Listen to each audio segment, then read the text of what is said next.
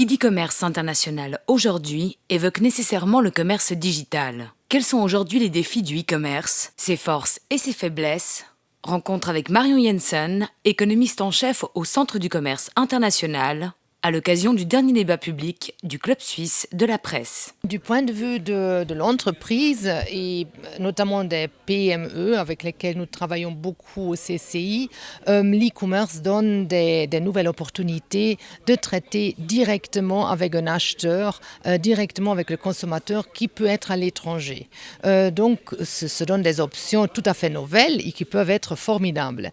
Mais il y a une complexité à réaliser cette opportunité. Il faut d'abord être présent online. Il faut savoir présenter son produit ou ses services sur l'Internet. Et des fois, il y a des questions de photos, de comment faire, que des petits détails qui peuvent jouer là-dedans.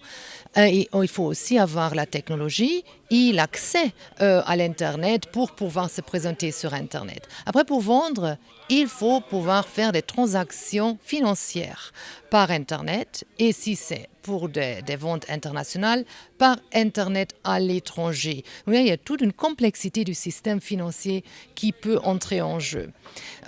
Si on vend un produit et pas un bien et on le vend à l'étranger, il faut savoir transporter ce produit au consommateur à l'étranger. Souvent, la PME ne fait pas ça seule, mais il y a des questions de logistique, mais aussi de tout ce qui se passe à la douane qui entre en jeu, notamment la question s'il faut payer des impôts à la douane pour pouvoir exporter ou importer.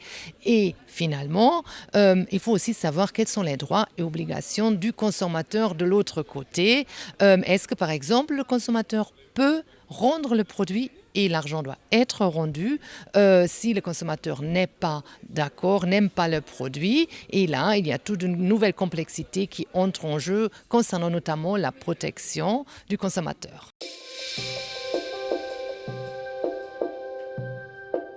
L'e-commerce et beaucoup de choses dans le domaine digital se sont développées autour des concepts de disruption, de changement radical de ce qui existait.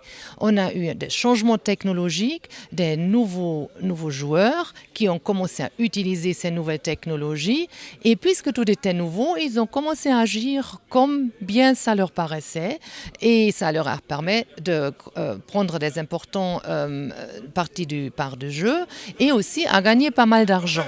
Pas tous ces joueurs ont gagné, il y en a eu seulement qui ont eu du succès, mais ça s'est développé des fois un peu dans un vide de régulation, dans un vide de règles, parce que nouvelle technologie, donc on ne sait pas comment mettre les règles en place.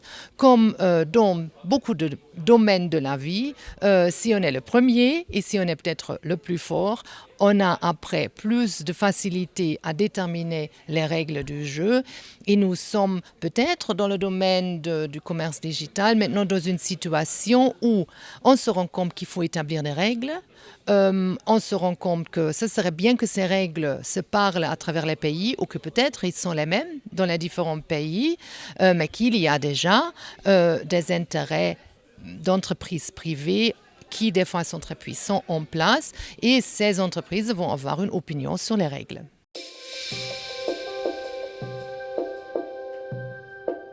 Dans le commerce traditionnel, il y a des règles internationales multilatérales qui jusqu'ici ont été renforcées par un système de règlement de différends. Donc il y avait une jurisprudence en place, il y avait un tribunal à l'OMC et aussi un organe d'appel. Donc pour les plus faibles acteurs, il n'y a pas juste des règles, mais on sait aussi qu'on peut se défendre dans ce système. Dans le commerce digital, les règles de l'OMC ne couvraient pas, beaucoup d'entre nous pensent, tout le système digital. Donc, il y avait moins de règles, moins d'enforcement, mais maintenant, il y a des discussions sur ce sujet à l'OMC. Au même temps, on peut considérer que le système du de la jurisprudence à l'OMC s'est affaibli avec le non-fonctionnement maintenant de l'organe de l'appel. Et ça veut dire qu'il y a peut-être de nouvelles règles, il y a encore de la jurisprudence qui se fait, mais le dernier stade, un possible appel, il n'existe pas en ce moment, mais beaucoup de membres cherchent une alternative à cette situation et j'ai l'espoir que cette solution soit trouvée.